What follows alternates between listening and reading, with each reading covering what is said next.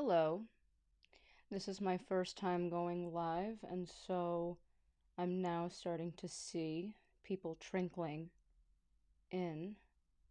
I see more of you on Facebook than on YouTube. Hello. How's everybody doing? I'm doing great, honestly. I don't have to deal with seeing anybody. Okay. So today I'm going to be reading Coraline. It's one of my favorite stories. And I also really happen to love the movie. It was a stop motion, and it's awesome. Before I get started, I want to state that I have permission of HarperCollins publishers to read this story. And so my mom hid the actual hardcover book from me, and so what I'm going to do is that I'm going to read it from the internet. I ordered it on Apple. My mom doesn't know technology well, and so I'm getting away with it. I'm just gonna wait a little bit before people start trickling in. Um, and this is actually quite good. This really works for me because I get to interact with other humans without humans truly interacting with me. And so I'm very much appreciative of this technology. Okay. All right. I'm going to get started. I see some of you. I see some of the comments coming through. I love you as well. And thank you to those who know how to actually spell my name. I appreciate it. At some point, I'll probably change it legally to Artemia, but for now. For now. Okay. So I'm going to start. Now keep in mind, I'm not going to read the entire book, or we will be here for a very long time, but if you enjoyed some of today's reading, I will come back and possibly read more. Depends if I'm feeling it or not. And before I get started, actually, I wanted to make sure that you can actually hear me properly. I've seen my aunt Marucci and my cousin Laritza give it a go, and there seem to have been some issues with the audio. So if you hear me well, let me know in the comments that I'm seeing pouring in from all sorts of uh, social media platforms or universes, and then I'll get started. I love you too, Romance the Kid. Hi. Can you hear me well? Do I need to adjust the audio? Okay, great. Thank you. Let us begin. Coraline discovered the door a little while after they moved into the house. It was a very old house. It had an attic under the roof and a cellar under the ground and an overgrown garden with huge old trees in it. Coraline's family didn't own all of the house. It was too big for that. Instead, they owned part of it. There were other people who lived in the old house. Miss Spink and Miss Forcible lived in the flat below Coraline's on the ground floor. They were both old and round, and they lived in their flat with a number of aging Highland terriers who had names like Hamish and Andrew and Jock. Once upon a time, Miss Spink and Miss Forcible had been actresses, as Miss Spink told Coraline the first time she met her. "You see, Caroline," Miss Spink said, "getting Coraline's name wrong." I totally relate to that. "Both myself and Miss Forcible were famous actresses in our time. We trod the boards, lovey. Oh, don't let Hamish eat the fruitcake, or he'll be up all night with his tummy. It's Coraline, not Caroline. Coraline," said Coraline. In the flat above Coraline's under the roof was a crazy old man with a big mustache. He told Coraline that he was training a mouse circus. He wouldn't let anyone see it. One day, little Caroline When they are all ready, everyone in the whole world will see the wonders of my mouse circus. You ask me why you cannot see it now? Is that why you asked me? No, said Coraline quietly. I asked you to not call me Caroline. It's Coraline. The reason why you cannot see the mouse circus, said the man upstairs. Also, they refuse to play the songs I have written for them. All the songs I have written for the mice to play go oompa oompa, but the white mice will only play toodle oodle, like that. I am thinking of trying them on different types of cheese. Coraline didn't think there really was a mouse circus. She thought the old man was probably making it up. The day after they moved in, Coraline went exploring. She explored the garden. It was a big garden. At the very back was an old tennis court, but no one in the house played tennis, and the fence around the court had holes in it, and the net had mostly rotted away. There was an old rose garden filled with stunted, fly-born rose bushes. There was a rockery that was all rocks. There was a fairy ring made of squidgy brown toadstools which smelled dreadful if you accidentally trod on them. There was also a well. On the first day Coraline's family moved in, Miss Spink and Miss Forcible made a point of telling Coraline how dangerous the well was, and they wanted her to be sure she kept away from it. So Coraline set off to explore for it, so that she knew where it was to keep away from it properly. She found it on the third day, in an overgrown meadow beside the tennis court, behind a clump of trees. A low brick circle almost hidden in the high grass. The well had been covered up by wooden boards to stop anyone falling in. There was a small knothole in one of the boards, and Coraline spent an afternoon dropping pebbles and acorns through the hole and waiting and counting until she heard the plop as they hit the waterfall below. Coraline also explored for animals. She found a hedgehog and a snake skin, but no snake, and a rock that looked just like a frog and a toad that looked just like a rock. There was also a haughty black cat who sat on walls and tree stumps and watched her, but slipped away if ever she went over to play with it.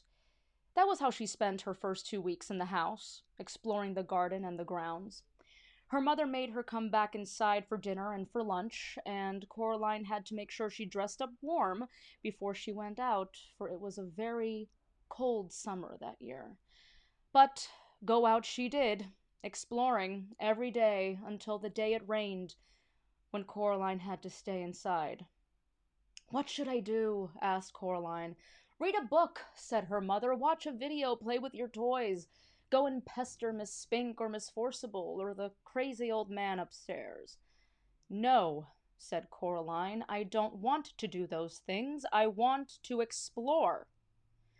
I don't really mind what you do, said Coraline's mother, as long as you don't make a mess.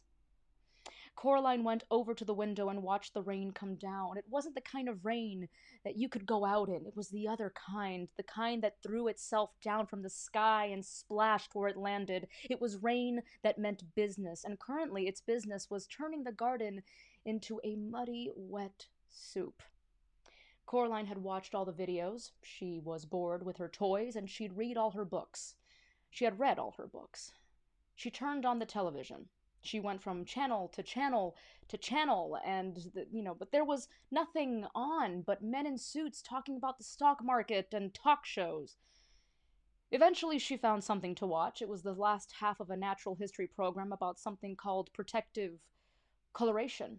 She watched animals, birds, and insects, which disguised themselves as leaves or twigs or other animals to escape from things that could hurt them.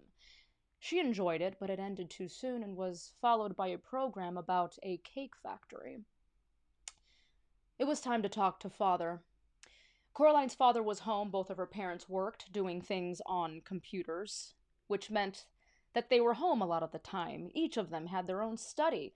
Hello, Coraline, he said when she came in, without turning around. Said Coraline, it's raining. Yup, said her father, it's raining. It's bucketing down. No, said Coraline, it's just raining. Can I go outside? Well, what does your mother say? She says you're not going out in weather like that, Coraline Jones. Then no. But I want to carry on exploring.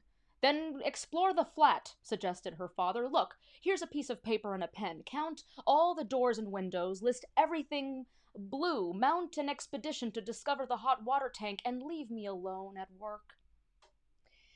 Can I go into the drawing room? The drawing room was where the Joneses kept the expensive and uncomfortable furniture Coraline's grandmother had left them when she died. Coraline wasn't allowed in there. Nobody went in there. It was only for best. If you don't make a mess, and you don't touch anything.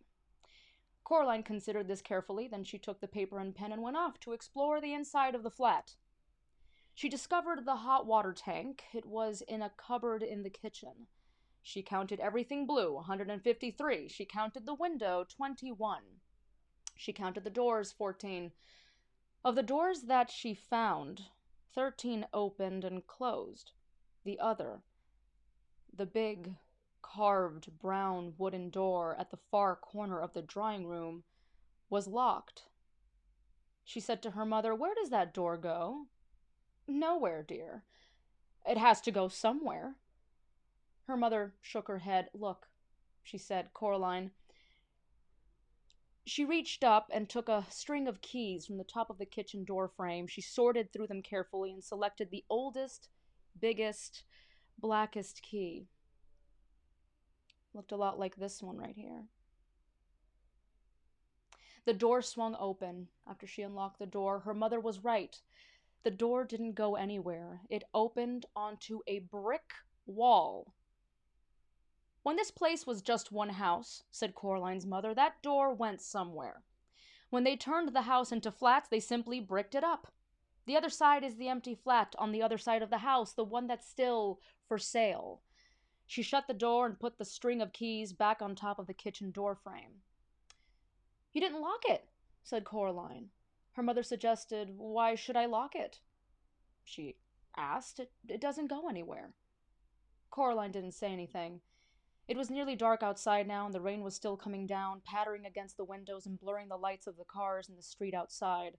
Coraline's father stopped working and made them all dinner. Coraline was disgusted. "Daddy," she said, "you've made a recipe again." "It's leek and potato stew with a tarragon garnish and melted Gruyere cheese," he admitted. Coraline sighed. Then she went to the freezer and got out some microwave chips and a microwave mini pizza.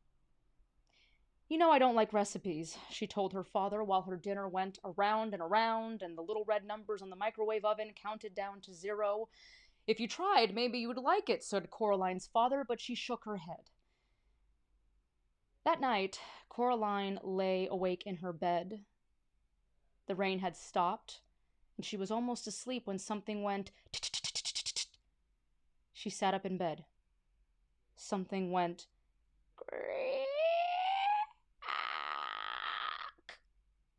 Coraline got out of the bed and looked down the hall, but saw nothing strange. She walked down the hall. From her parents' bedroom came a low snoring. That was her father, and an occasional sleeping mutter. That was her mother. Coraline wondered if she'd dreamed it. Whatever it was. Something moved. It was more than a shadow, and it scuttled down the darkened hall fast, like a little patch of night. She hoped it wasn't a spider. Spiders made Coraline intensely uncomfortable. The black shape went into the drawing room, and Coraline followed it a little nervously. The room was dark. The only light came from the hall, and Coraline, who was standing in the doorway, cast a huge and distorted shadow onto the drawing room carpet. She looked like a thin giant woman. Coraline was just wondering whether or not she ought to turn on the lights when she saw the black shape edge slowly out from beneath the sofa. It paused, and then dashed silently across the carpet toward the furthest corner of the room. There was no furniture in that corner of the room. Coraline turned on the light. There was nothing in the corner. Nothing but the old door that opened onto the brick wall. She was sure that her mother had shut the door, but now it was ever so slightly open. just a crack. Coraline went over to it and looked in. There was nothing there, just a wall built of red bricks. Coraline closed the wooden door, turned out the light, and went to bed. She dreamed of black shapes that slid from place to place, avoiding the light, until they were all gathered together under the moon. Little black shapes with little red eyes and sharp yellow teeth. They started to sing. We are small, but we are many. We are many, we are small. We were here before you rose. We will be here when you fall.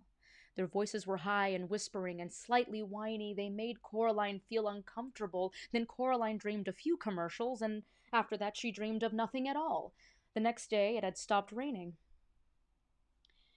But a thick white fog had lowered over the house. I'm going for a walk, said Coraline. Don't go too far, said her mother, and dress up warmly. Coraline put on her blue coat with a hood, her red scarf, and her yellow Wellington boots. She went out. Miss Spink was walking her dogs. Hello, Caroline, said Miss Spink. Rotten weather. Yes, said Coraline. I played Portia once, said Miss Spink. Miss Forcible talks about her Ophelia, but it was my Portia they came to see when we trod the boards. Miss Spink was bundled up in pullovers and cardigans, so she seemed more small and circular than ever. She looked like a large, fluffy egg. She wore thick glasses that made her eyes seem huge. They used to send flowers to my dressing room. They did, she said. Who did? Asked Coraline. Miss Spink looked around cautiously, looking over first one shoulder and then over the other, peering into the mists as though someone might be listening. Men, she whispered. Then she tugged the dogs to heel and waddled off, back toward the house. Coraline continued her walk. She was 3/4 of the way around the house when she saw Miss Forcible standing at the door to the flat she shared with Miss Spink. Have you seen Miss Spink, Caroline? Coraline told her that she had, and that Miss Spink was out walking the dogs. I do hope she doesn't get lost. It'll bring on her shingles if she does, you'll see, said Miss Forcible. You'd have to be an explorer to find your way around this fog. I am an explorer, said Coraline. Of course you are, lovey, said Miss Forcible. Don't get lost now.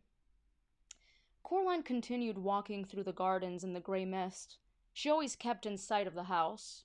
After about 10 minutes of walking, she found herself back where she started. The hair over her eyes was limp and wet, and her face felt damp. Ahoy, Caroline! Called the crazy old man upstairs. Hello, said Coraline. She could hardly see the old man through the mist. He walked down the steps on the outside of the house that led up past Coraline's front door to the door of his flat. He walked down very slowly. Coraline waited at the bottom of the stairs. The mice do not like the mist, he told her. It makes their whiskers droop. I don't like the mist much either, admitted Coraline. The old man leaned down so close that the bottoms of his mustache tickled Coraline's ear. The mice have a message for you, he whispered.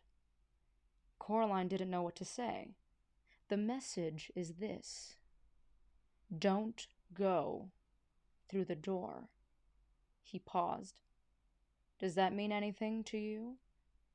No, said Coraline. The old man shrugged.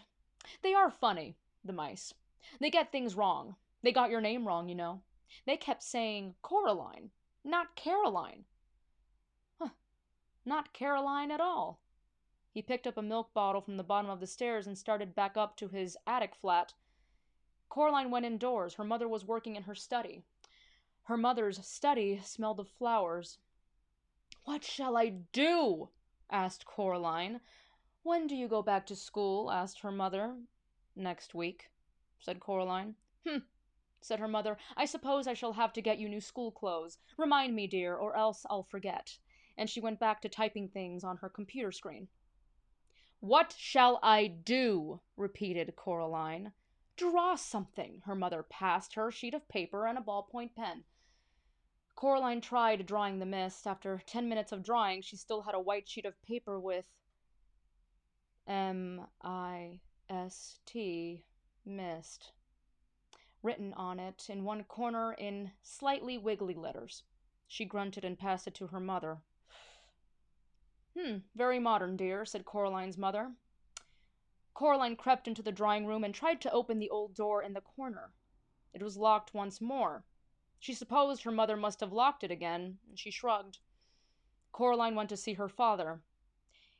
He had his back to the door as he typed. "Go away," he said cheerfully as she walked in. "I'm bored," she said. "Learn how to tap dance," he suggested, without turning around. Coraline shook her head. "Why don't you play with me?" she asked. "Busy," he said. "Working," he added. He still hadn't turned around to look at her. "Why don't you go and bother Miss Spink or Miss Forcible?" Coraline put on her coat and pulled up her hood and went out of the house. She went downstairs. She rang the door of Miss Spink and Miss Forcible's flat. Coraline could hear a frenzied woofing as the Scotty dogs ran out into the hall. After a while, Miss Spink opened the door. "Oh, it's you, Caroline," she said. "Angus, Hamish, Bruce, down now, lovies. It's only Caroline. Come in, dear. Would you like a cup of tea?" The flat smelled of furniture polish and dogs. "Yes, please," said Coraline. Miss Spink led her into a dusty little room which she called the parlor. On the walls were black and white photographs of pretty women and theater programs in frames. Miss Forcible was sitting in one of the armchairs, knitting hard. They poured Coraline a cup of tea in a little pink bone china cup with a saucer. They gave her a dry Garibaldi biscuit to go with it. Miss Forcible looked at Miss Spink, picked up her knitting, and took a deep breath. "Anyway, April, as I was saying, you still have to admit there's life in the old dog yet. Miriam, dear, neither of us is as young as we were." "Madame Arsati," replied Miss Forcible. "The nurse in Romeo, Lady Bracknell, character parts. They can't retire you from the stage." "Now, Miriam, we agreed," said Miss Spink. Coraline wondered if they'd forgotten she was there. They weren't making much sense. She decided they were having an argument as old and comfortable as an armchair, the kind of argument that no one ever really wins or loses, but which can go on forever if both parties are willing. She sipped her tea. "I'll read the leaves if you want," said Miss Spink to Coraline. Sorry?" said Coraline. "The tea leaves, dear. I'll read your future." Coraline passed Miss Spink her cup. Miss Spink peered short-sightedly at the black tea leaves in the bottom. She pursed her lips. "You know, Caroline," she said after a while, "you are in terrible danger." Miss Forcible snorted and put down her knitting. "Don't be silly, April. Stop scaring the girl. Your eyes are going. Pass me that cup, child." Coraline carried the cup over to Miss Forcible. Miss Forcible looked into it carefully, shook her head, and looked into it again. "Oh, dear," she said. "You were right, April. She is in danger." "See," Miriam said. "See, Miriam," said Miss Spink triumphantly, "my eyes are as good as they ever were." "What am I in danger from?" asked Coraline. Mrs. Spink and Forcible stared at her blankly. "It didn't say," said Miss Spink. "Tea leaves aren't reliable for that kind of thing. Not really. They're good for general, but not for specifics." "What should I do then?" asked Coraline, who was slightly alarmed by this. "Well, don't wear green in your dressing room," suggested Miss Spink. "Or mention the Scottish play," added Miss Forcible. Coraline wondered why so few of the adults she had met made any sense. She sometimes wondered who they thought they were talking to. "And be very, very careful," said Miss Spink. She got up from the armchair and went over to the fireplace. On the mantelpiece was a small jar, and Miss Spink took off the top of the jar and began to pull things out of it. There was a tiny china duck, a thimble, a strange little brass coin, 2 paper clips, and a stone with a hole in it. She passed Coraline the stone with a hole in it. "What's it for?" asked Coraline. The hole went all the way through the middle of the stone. She held it up to the window and looked at it. "It might help," said Miss Spink. "They're good for bad things, sometimes." Coraline put on her coat, said goodbye to Mrs. Spink and Forcible and to the dogs, and went outside. The mist hung like blindness around the house. She walked slowly to the stairs up to her family's flat and then stopped and looked around. In the mist, it was a ghost world. In danger? Thought Coraline to herself. It sounded exciting. It didn't sound like a bad thing. Not really. Coraline went back upstairs, her fist closed tightly around her new stone. The next day the sun shone, and Coraline's mother took her into the nearest large town to buy clothes for school. They dropped her father off at the railway station. He was going into London for the day to see some people. Coraline waved him goodbye. They went to the department store to buy the school clothes. Coraline saw some day-glow green gloves she liked a lot. Her mother refused to buy them for her, preferring instead to buy white socks, navy blue school underpants, 4 gray blouses, and a dark gray skirt. "But, Mom, everybody at school's got gray blouses and everything. Nobody's got green gloves. I could be the only one." Her mother ignored her. She was talking to the shop assistant. They were talking about which kind of sweater to get for Coraline, and were agreeing that the best thing to do would be to get one that was embarrassingly large and baggy, in the hopes that one day she might grow into it. Coraline wandered off and looked at the display of Wellington books shaped like frogs and ducks and rabbits. Then she wandered back. "Coraline? Oh, there you are. Where on earth were you?" "I was kidnapped by aliens," said Coraline. "They came down from outer space with ray guns, but I fooled them by wearing a wig and laughing in a foreign accent, and I escaped." "Yes, dear, now I think you could do with some more hair clips, don't you?" "No." "Well, let's say half a dozen to be on the safe side," said her mother. Coraline didn't say anything. In the car on the way back home, Coraline said, "What's in the creepy flat?" "I don't know. Nothing, I expect. It probably looks like our flat before we moved in. Empty rooms." "Do you think you could get into it from our flat?" "Not unless you walk through bricks, dear." Oh. They got home around lunchtime. The sun was shining, although the day was cold. Coraline's mother looked in the fridge and found a sad little tomato and a piece of cheese with green stuff growing on it.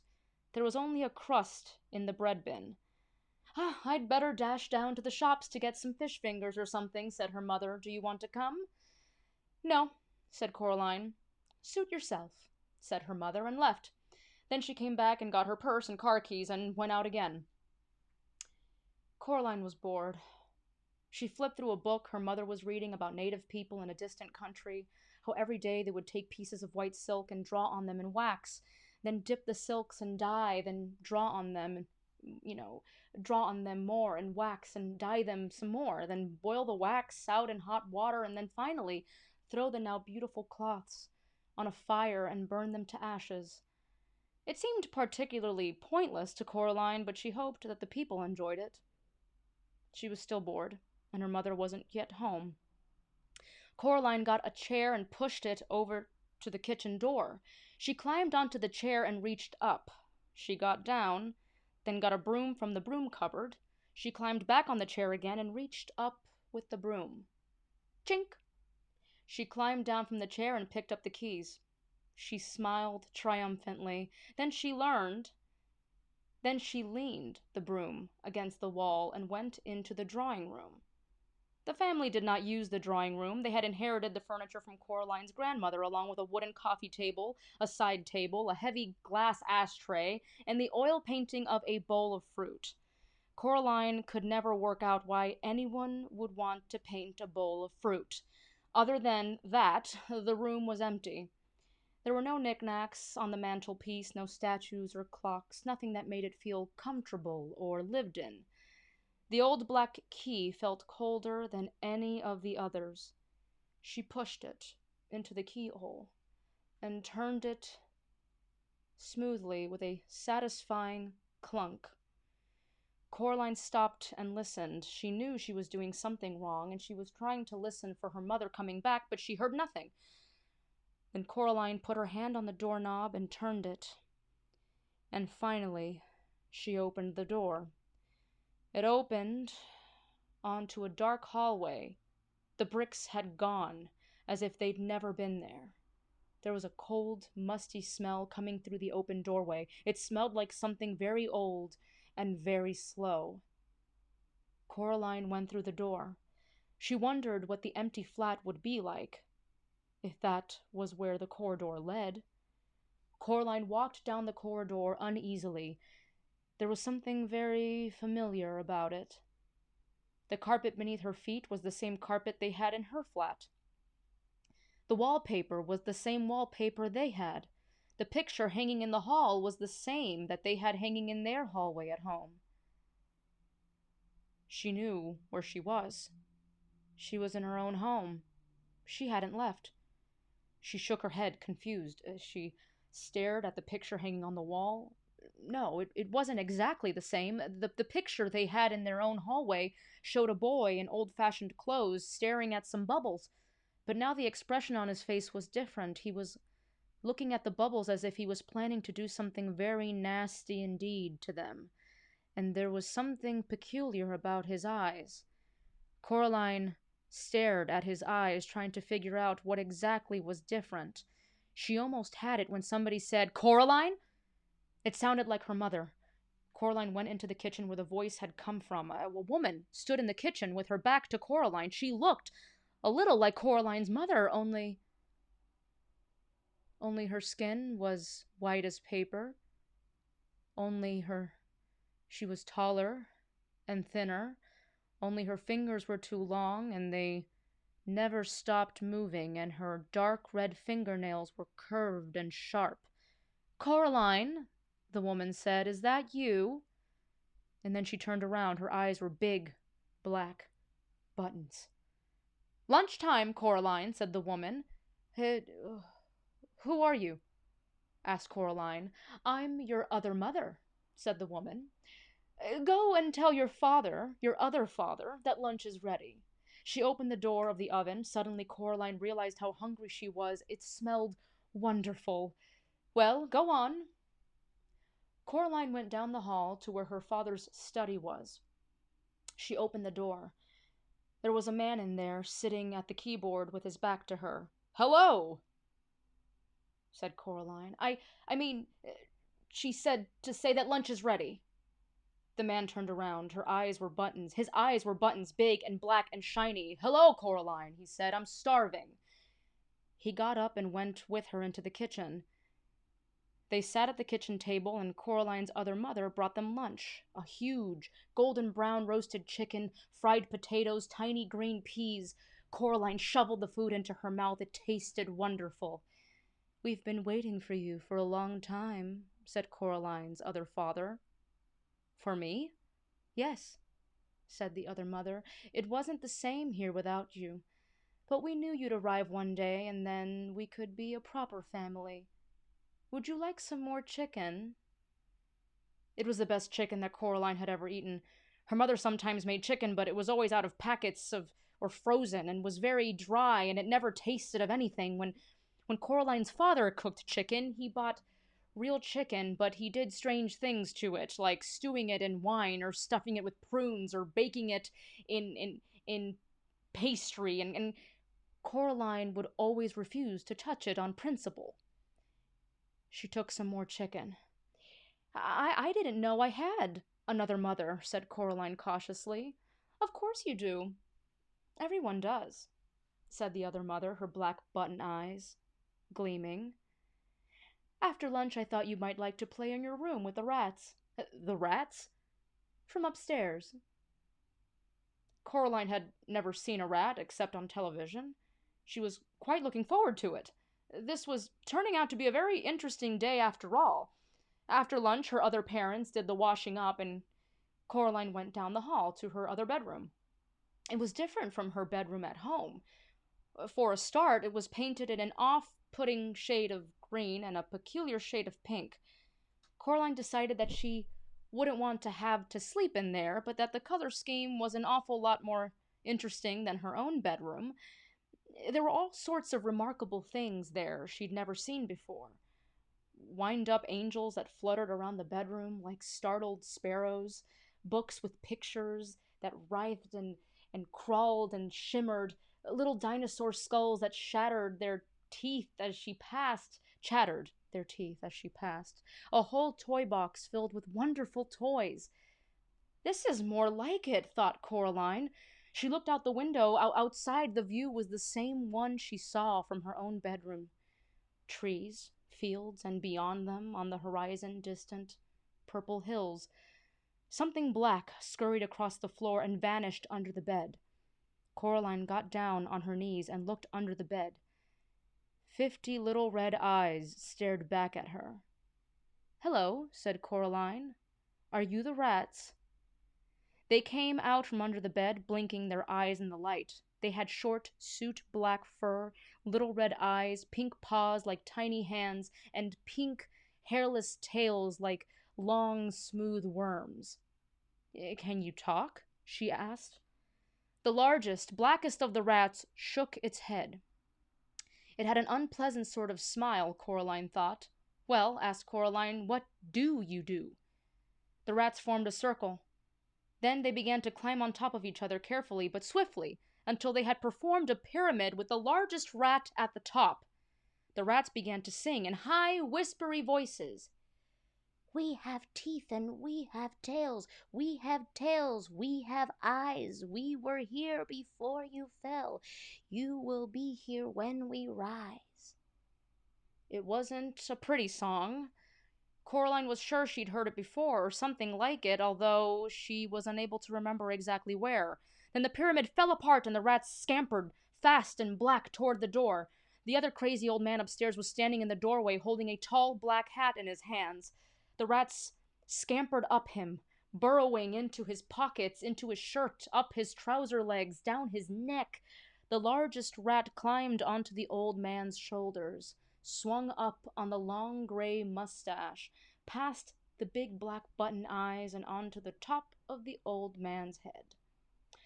In seconds, the only evidence that the rats were there at all were the restless lumps under the man's clothes, forever sliding from place to place across him, and there was still the largest rat who stared down with glittering red eyes at Coraline from the man's head.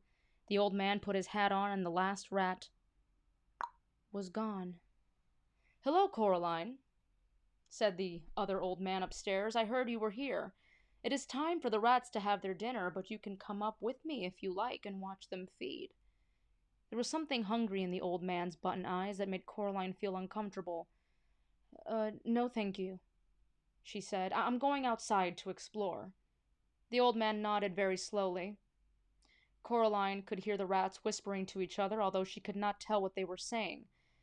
She was not certain that she wanted to know what they were saying. Her other parents stood in the kitchen doorway as she walked down the corridor, smiling identical smiles and waving slowly. "Have a nice time outside," said her other mother. "We'll just wait here for you to come back," said her other father. When Coraline got to the front door, she turned back and looked at them. They were still watching her and waving and smiling. The house looked exactly the same from the outside, or almost exactly the same. Around Miss Spink and Miss Forcible's door were blue and red light bulbs that flashed on and off, spelling out words, the lights chasing each other around the door, on and off, around and around. "Astounding" was followed by a "theatrical" and then "triumph." It was a sunny, cold day, exactly like the one she'd left. There was a polite noise from behind her. She turned around. Standing on the wall next to her was a large black cat, identical to the large black cat she'd seen in the grounds at home. "Good afternoon," said the cat. Its voice sounded like the voice at the back of Coraline's head, the voice she thought, words in, but a man's voice, not a girl's. "Hello," said Coraline. "I saw a cat like you in the garden at home. You must be the other cat." The cat shook its head. "No," it said, "I'm not the other anything. I'm me." It tipped its head to the other side. Green eyes glinted. "You people are spread all over the place. Cats, on the other hand, keep ourselves together, if you see what I mean." "I suppose, but if you're the same cat I saw at home, how can you talk? Cats don't have shoulders, not like people do." But the cat shrugged in one smooth movement that started at the tip of its tail and ended in a raised movement of its whiskers. "I can talk." "Cats don't talk at home." "No?" said the cat. "No," said Coraline. The cat leaped smoothly from the wall to the grass near Coraline's feet. It stared up at her. "Well, you're the expert on these things," said the cat dryly. "After all, what would I know? I'm only a cat." It began to walk away, head and tail held high and proud. "Come back," said Coraline. "Please, I'm sorry, I really am." The cat stopped walking, sat down, and began to wash itself thoughtfully, apparently unaware of Coraline's existence. We could be friends, you know," said Coraline. "We could be rare specimens of an exotic breed of African dancing elephants," said the cat. "But we're not. At least," it added cattily, after darting a brief look at Coraline, "I'm not." Coraline sighed. "Please, what's your name?" Coraline asked the cat. "Look, I'm Coraline, okay?"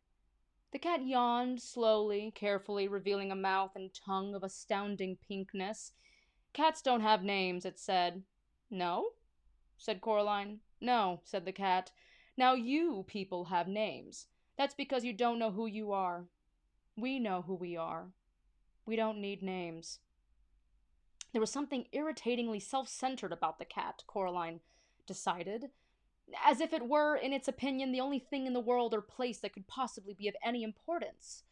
Half of her wanted to be very rude to it, the other half of her wanted to be polite and deferential. The polite half won. "Please, what is this place?" The cat glanced around briefly. "It's here," said the cat. "I can see that. Well, how did you get here?" "Like you did." "I walked," said the cat. "Like this." Coraline watched as the cat walked slowly across the lawn. It walked behind a tree, but didn't come out the other side. Coraline went over to the tree and looked behind it. The cat was gone. She walked back toward the house. There was another polite noise from behind her. It was the cat. "By the by," it said, "it was sensible of you to bring protection. I'd hang on to it if I were you." "Protection?"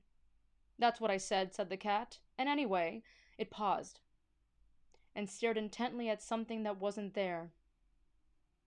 Then it went down into a low crouch and moved slowly forward 2 or 3 steps. It seemed to be stalking an invisible mouse. Abruptly, it turned tail and dashed for the woods.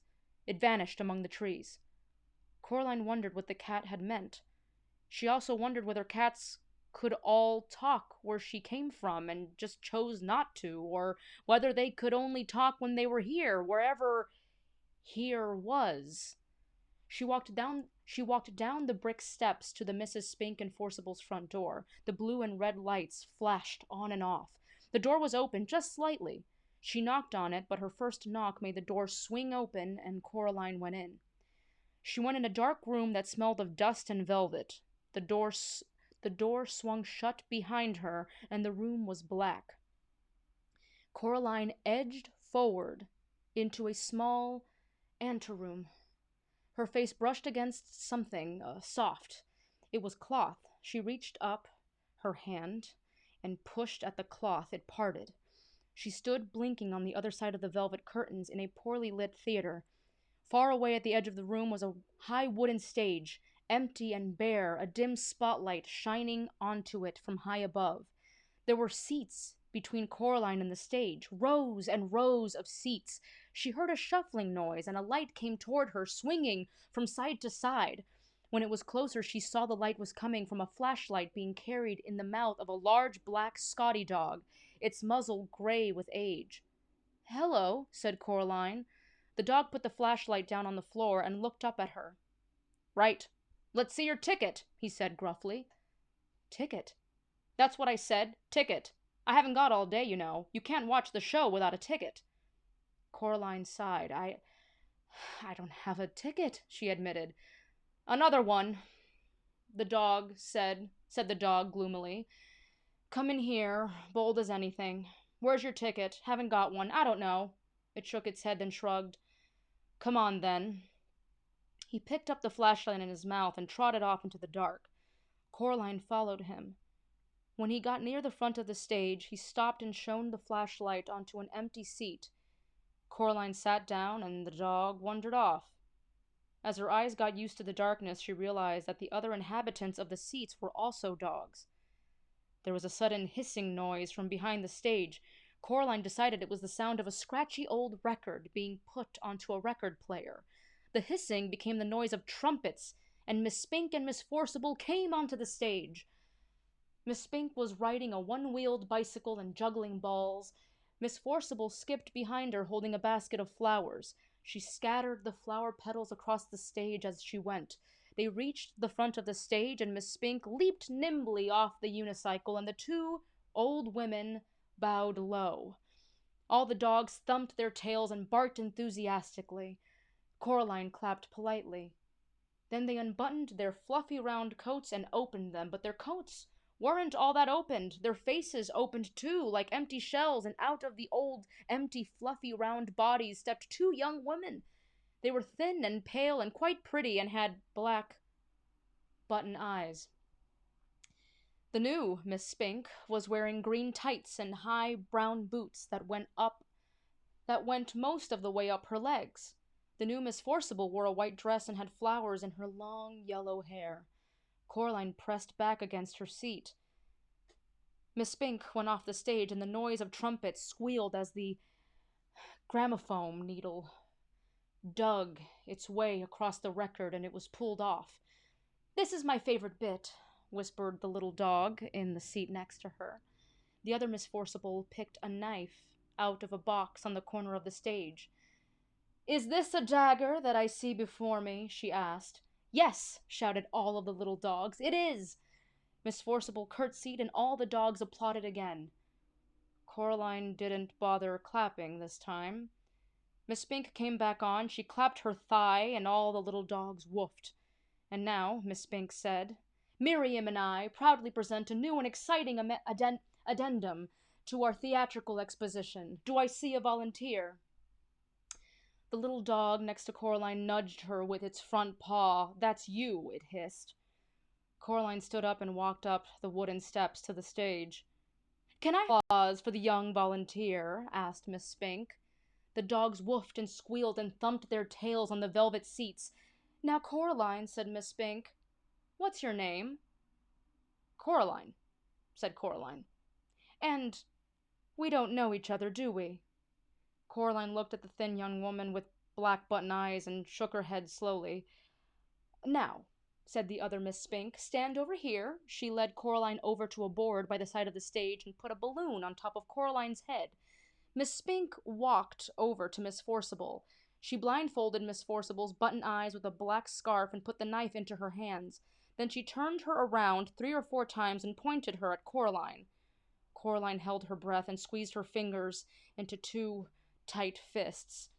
Miss Forcible threw the knife at the balloon. It popped loudly, and the knife stuck into the board just above Coraline's head and twanged there. Coraline breathed out. The dogs went wild. Miss Spink gave Coraline a very small box of chocolates and thanked her for being such a good sport. Coraline went back to her seat. "You were very good," said the little dog. "Thank you," said Coraline. Miss Forcible and Miss Spink began juggling with huge wooden clubs. Coraline opened the box of chocolates. The dog looked at them longingly. "Would you like one?" she asked the little dog. "Yes, please," whispered the dog, "only not toffee ones. They make me drool." "I thought chocolates weren't very good for dogs," she said, remembering something Miss Forcible had once told her. "Maybe where you're from," whispered the little dog. "Here, it's all we can eat." Coraline couldn't see what the chocolates were in the dark. She took an experimental bite of one which turned out to be coconut. Coraline didn't like coconuts. She gave it to the dog. "Thank you," said the dog. "You're welcome," said Coraline. Miss Forcible and Miss Spink were doing some acting. Miss Forcible was sitting on a stepladder, and Miss Spink was standing at the bottom. "What's in a name?" asked Miss Forcible. "That witch we call a rose by any other name would smell as sweet." "Have you got any more chocolates?" said the dog. Coraline gave the dog another chocolate. "I know not how to tell thee who I am," said Miss Spink to Miss Forcible. "This bit finishes soon," whispered the dog. "Then they start folk dancing." "How long does this go on for?" asked Coraline. "The theater." "All the time," said the dog, "forever and always." "Here," said Coraline. "Keep the chocolates." "Thank you," said the dog. Coraline stood up. "See you soon," said the dog. "Bye," said Coraline. She walked out of the theater and back into the garden. She had to blink her eyes at the daylight. Her other parents were waiting for her in the garden, standing side by side. They were smiling. "Did you have a nice time?" asked her other mother. "It was interesting," said Coraline. The three of them walked back up to Coraline's other house together. Coraline's other mother stroked Coraline's hair with her long white fingers. Coraline shook her head. "Don't do that," said Coraline. Her other mother took her hand away. "So," said her other father, "do you like it here?" "I suppose," said Coraline, "it's much more interesting than at home." They went inside. "I'm glad you like it," said Coraline's mother, "because we'd like to think that this is your home. You can stay here forever and always, if you want to." Said Coraline. She put her hand in her pockets and thought about it. Her hand touched the stone that the real Mrs. Spink and Forcible had given her the day before, the stone with the hole in it. "If you want to stay," said her other father, "there's only one thing we'll have to do, so you can stay here forever and always." They went into the kitchen. On a china plate on the kitchen table was a spool of black cotton and a long silver needle, and beside them 2 large black buttons. "I don't think so," said Coraline. "Oh, but we want you to," said her other mother. "We want you to stay, and it's just a little thing. It won't hurt," said her other father. Coraline knew that when grown-ups told you something wouldn't hurt, it almost always did. She shook her head. Her other mother smiled brightly, and the hair on her head drifted like plants under the sea. "We only want what's best for you," she said. She put her hand on Coraline's shoulder. Coraline backed away. "I'm going now," said Coraline. She put her hands in her pockets, her fingers crossed around the stone with the hole in it. Her other mother's hand scuttled off Coraline's shoulder like a frightened spider. "If that's what you want," she said. "Yes," said Coraline. "We'll see you," said her other father, "when you come back." Said Coraline. "And then we'll all be together as one big happy family," said her other mother. "Forever and always." Coraline backed away. She turned and hurried into the drawing room and pulled open the door in the corner. There was no brick wall there now, just darkness, and a night-black underground darkness that seemed as if things in it might be moving. Coraline hesitated. She turned back. Her other mother and her other father were walking toward her, holding hands. They were looking at her with their black button eyes, or at least she thought they were looking at her. She couldn't be sure. Her other mother reached out her free hand and beckoned gently with one white finger. Her pale lips mouthed, "Come back soon," although she said nothing aloud. Coraline took a deep breath and stepped into the darkness where strange voices whispered and distant winds howled. She became certain that there was something in the dark behind her, something very old and very slow. Her heart beat so hard and so loudly she was scared it would burst out of her chest. She closed her eyes against the dark. Eventually, she bumped into something and opened her eyes, startled. She had bumped into an armchair in her drawing room. The open doorway behind her was blocked by rough red bricks. She was home.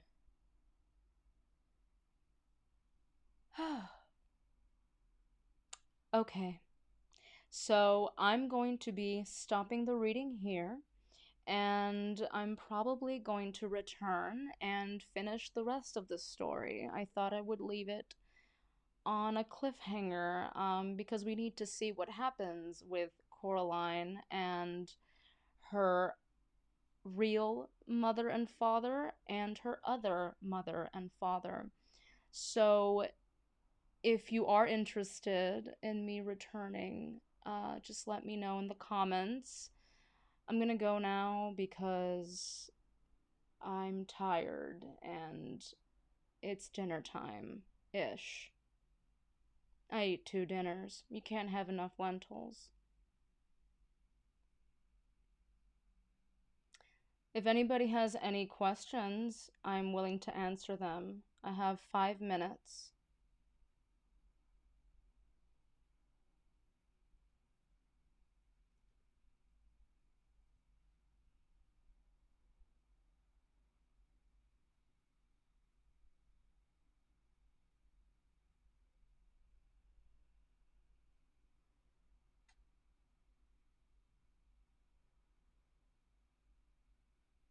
I'm just catching up with all the comments.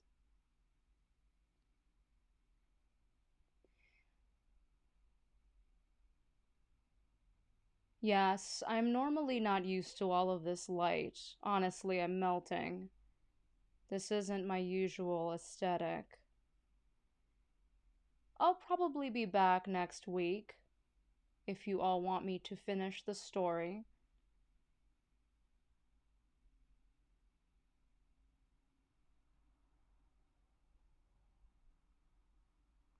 How did my name come about? My mother gave it to me, and I don't know. I never bothered to ask, but most of my friends call me Jazz or Artemia.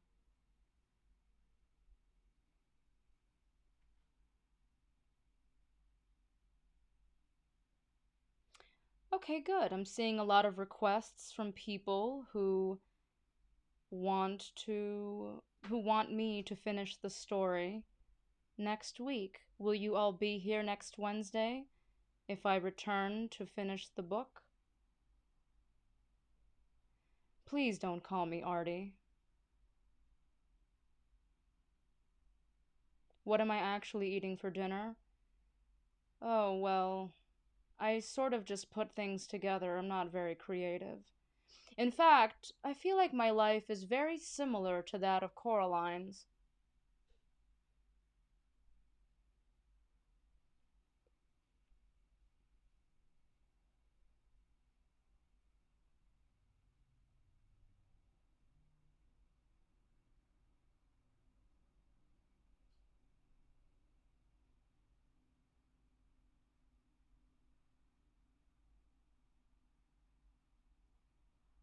Mm-hmm. This is very bizarre. I've never spoken to so many people at once. I normally stay far away from this sort of thing. But as long as I don't hear your voices, I'm fine.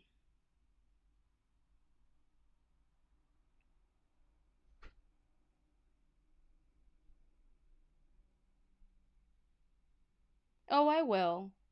I'll certainly finish the story next week if you all return.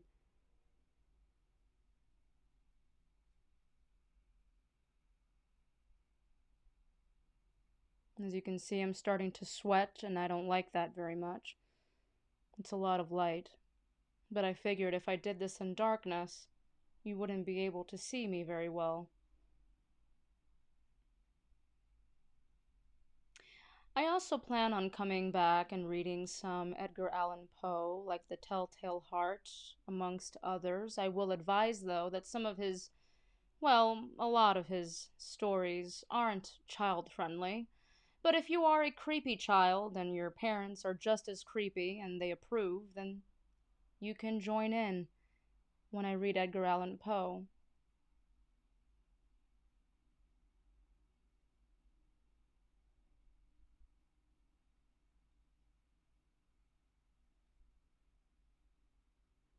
Oh, I'll certainly tell Beetlejuice that I say hi. Someone's asking if my curtains are eggshell black. I like to call this Jack Black black.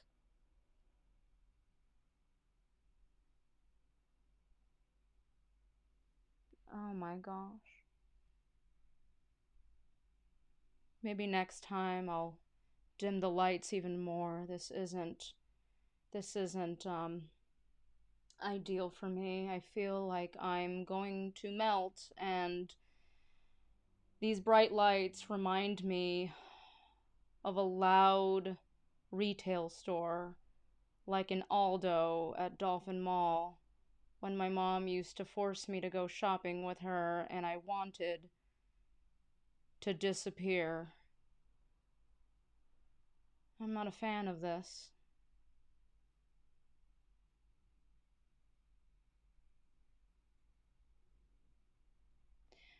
Well, unfortunately, as is the case with a lot of live streaming, the internet is taking a huge toll right now, considering most people are now living my lifestyle and are home 24/7 and using a lot of the Wi Fi and internet. And I don't know. I don't know how to explain it. I'm not a Geek Squad member, but I can only assume it's because most of us are inside and using the internet, and therefore there's a lag.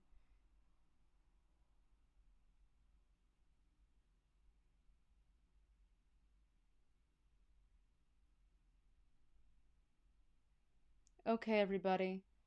I'm getting overwhelmed with all of the comments, and I think it's going to take me an entire week to recharge, as this took a big toll on an introvert such as myself. And please do not be offended.